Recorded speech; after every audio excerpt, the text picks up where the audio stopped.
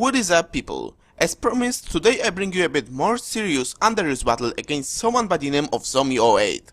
Once again, some of you may remember this team from my older battles. It is in fact a rain team v3, with tornadoes instead of Articuno, because now that it's back in UU, it's definitely a great addition to this team.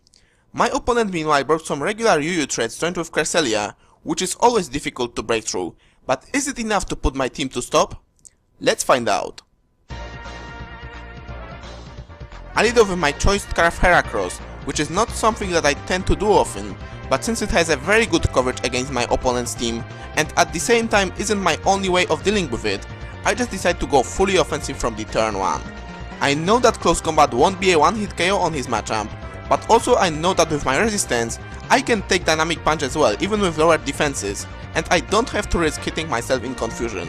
So that is pretty much what happens, and then he tries to finish me off with a Bullet Punch, but the beetle doesn't go down that easily, breaks through confusion, so that's a dead Machamp on the turn 2, which is always a nice sight. Then he brings his Empoleon, which made me think that he's banking on me hitting myself in confusion, but he obviously knows what he's doing and he gets an easy revenge kill with an Aqua Jet, which is not something that I see often on Empoleons nowadays, but it's a good option for scenarios like this. So now I bring my Bronzong to set up a Stealth Rock, scout what kind of Empoleon it is, and do some good damage with an Earthquake. Not only his Scald scores a crit right there though, but also burns me, so that allows me to get only one hit off on him, which even with burn does a solid chunk. Then I go to Jack.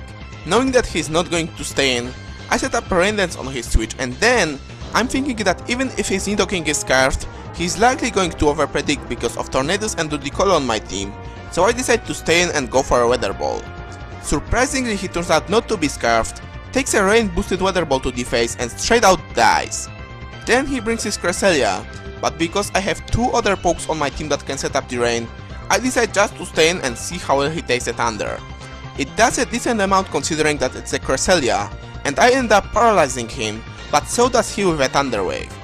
Then he goes for a Moonlight as I get fully paralyzed, but thanks to the rain, it only recovers 25% of his health, which means that he can't really stall me forever.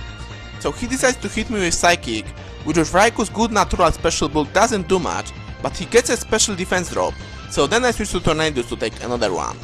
Now I get a crit of my own with a Hurricane, but I'm gonna say it didn't make much of a difference, because I'm pretty sure that it would be a 2-hit KO from this range anyway.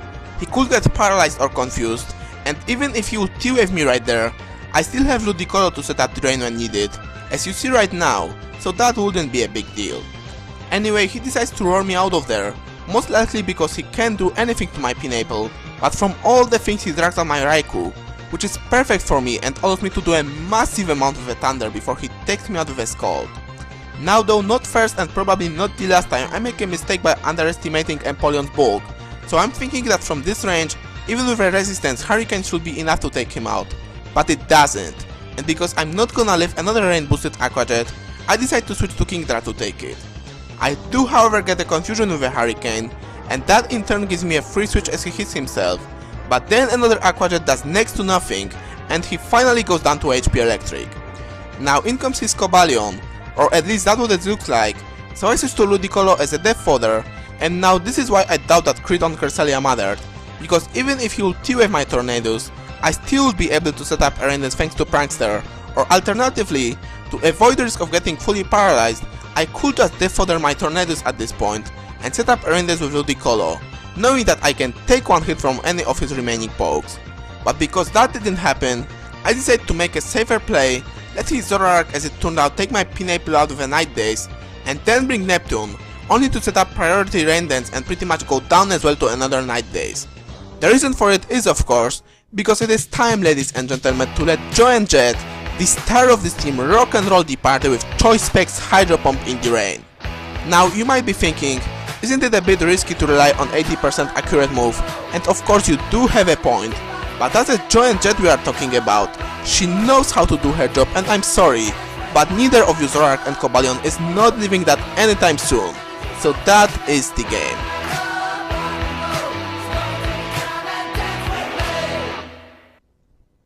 Good game zommy08, with a few hacks here and there, but overall I think the amount of them was even on both sides, and I definitely had fun with it. If you guys enjoyed it as well, Don't forget to leave a like or comment, and if you like my team, you might want to check out the link in the description to see a previous battle with it. And as always, I see you all next time.